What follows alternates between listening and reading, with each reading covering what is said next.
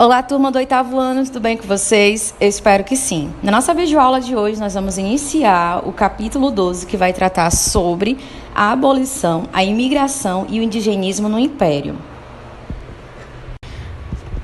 Na aula passada, nós vimos sobre a pressão inglesa pelo fim do tráfico de africanos aqui no Brasil, durante o período do Segundo Reinado. E nisto, o imperador ele estabeleceu medidas para a repressão do tráfico, e a mais conhecida foi a Lei Eusébio de Queiroz. Bem, esta lei ela foi promulgada no dia 4 de setembro de 1850 e ela proibia o tráfico de escravos no Brasil. Conhecida por ser a maior representação de um duro golpe contra a escravidão, ela também foi a primeira das 3 leis que iriam abolir gradualmente a escravidão no Brasil. Então é importante também nós compreendermos que esse processo para findar a escravidão aqui no Brasil durante o Império Brasileiro, ele iniciou antes mesmo dessa lei e durou durante todo o século XIX. Nós podemos destacar fatores que contribuíram para isso, para a abolição, como a resistência dos próprios escravizados e o movimento abolicionista. Durante o período de escravidão no Brasil, houve muita resistência. Os africanos escravizados, eles resistiram por meio de desobediência, eles fugiam, eles formaram quilombos. Estes quilombos eles eram verdadeiros centros da resistência dos escravizados. Era lá onde os escravizados fugiam das fazendas e neste lugar eles reviviam suas tradições africanas, como o culto, as suas religiões, a questão das danças.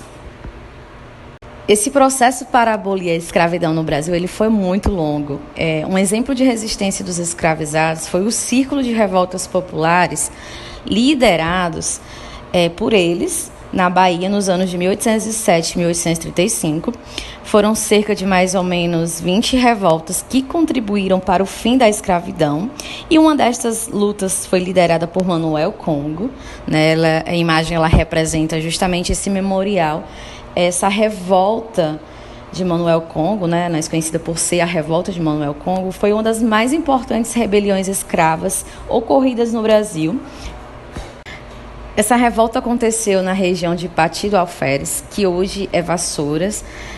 O ano que aconteceu foi em 1838. Vassouras é considerado hoje um município do Rio de Janeiro.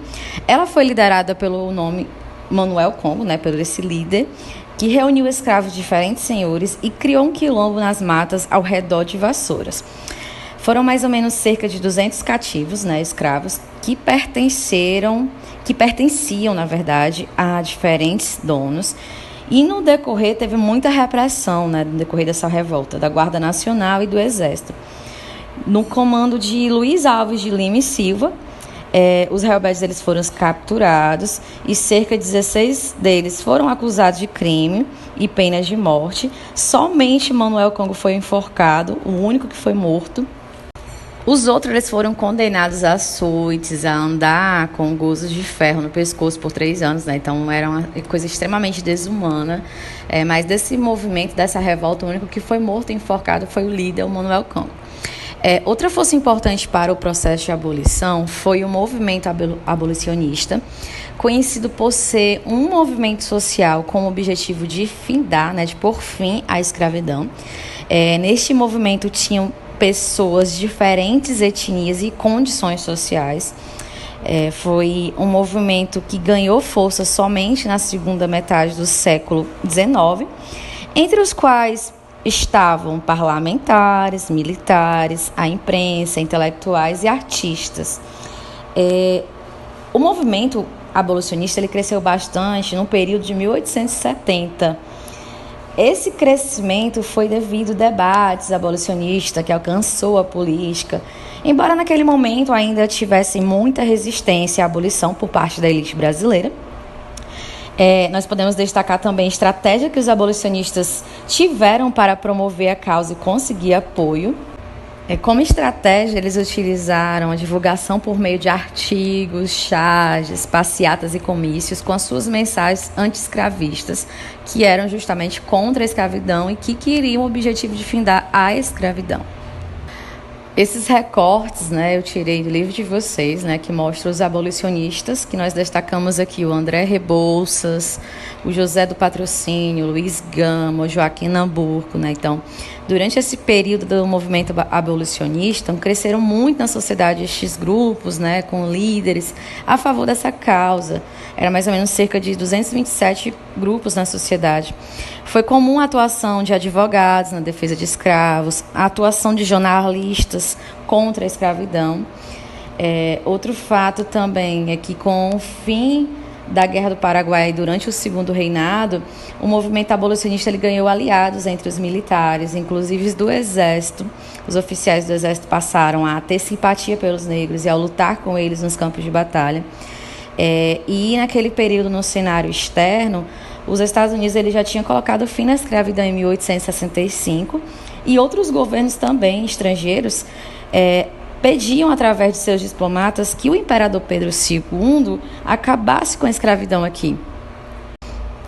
E diante desse cenário, por pressões externas e internas, o imperador e a sua elite defendiam a abolição lenta e gradual, aprovando as chamadas leis abolicionistas. No ano de 1871, em 28 de setembro, foi criada a Lei do Ventre Livre, né, que dizia que os filhos de uma mãe escrava que fossem nascidos a partir daquela data, eles seriam considerados livres. Mas, na prática, como era que acontecia isso? Essa lei ela dizia que até os 8 anos de idade, o menor ficaria na autoridade do seu senhor e depois o senhor podia escolher se dava a liberdade, onde ele iria receber uma quantia do governo pelo menor, ou se ainda usaria os serviços desta criança até os 21 anos de idade. A verdade é que a maioria dos senhores optaram por continuar com os serviços dos menores, e essa lei também reconhecia o direito de um escravizado juntar dinheiro para a sua carta de alforria. E então, muitos escravos faziam trabalhos extras para comprar a sua liberdade por meio desta carta de alforria. Essa carta de alforria nós consideramos como o mesmo que uma carta de liberdade. No ano de 1883 foi fundada também a Confederação Abolicionista, onde eles defendiam a abolição sem indenizar ou doar terras para os ex-escravos. E em Pernambuco formaram o Clube do Cupim, que promovia a alforria dos escravizados. Outros lugares também tiveram forte pressão popular, como no Ceará em 1884 e depois no Amazonas. Ambos eles aboliram a escravidão no ano de 1884, então aí que nós podemos destacar que o nosso estado, o Ceará, foi o primeiro a abolir a escravidão, né? Um país cheio de pressão popular naquele momento e ânimos pela campanha abolicionista fez com que o governo de Dom Pedro II aprovasse outra lei. A Lei dos Sexagenários, que ela foi criada em 1885, no dia 28 de setembro, ela declarava livres os escravos de 60 anos ou mais, mas como indenização deveriam trabalhar gratuitamente para seus senhores por mais de 3 anos. Foi uma lei que revoltou os abolicionistas e esquentou o movimento. E, por fim, após muita pressão por meio destes abolicionistas, foi criada, em 1888, em 13 de maio, pela princesa Isabel e seus conselheiros. Eles aprovaram a Lei Áurea, que declarava extinta a escravidão no Brasil. Esta lei ela libertou cerca de 720 mil escravos. À medida como ela foi comemorada, por todo o país, ela teve várias festas, missas. Isso também contribuiu para o processo de findar a monarquia, porque muitos fazendeiros, inconformados por não terem sido indenizados, passaram a aderir à República. E após essa lei, a lei da abolição, a Lei Áurea, os ex-escravos que então eram livres, eles não tinham terras para plantar e nenhuma ajuda do governo. Eles não tinham como ter uma boa posição na sociedade, pois eles não tinham educação. Então, diante de vários obstáculos, muitos deles desempenhavam papéis como antes. Os antigos proprietários ainda os tratavam de maneira cruel e desumana, um intenso preconceito racial. E esse fim da escravidão só aconteceu por meio de muita pressão, mas também por ser uma exigência até do capitalismo industrial, e foi um processo que até hoje, né, os próprios escravizados, né, os recém-libertos, na verdade, em 1888, ainda se tem muito essa desigualdade no tratamento, né, social, esse intenso preconceito racial que até hoje os africanos, as pessoas negras sofrem por parte desse processo desumano que foi a escravidão no Brasil.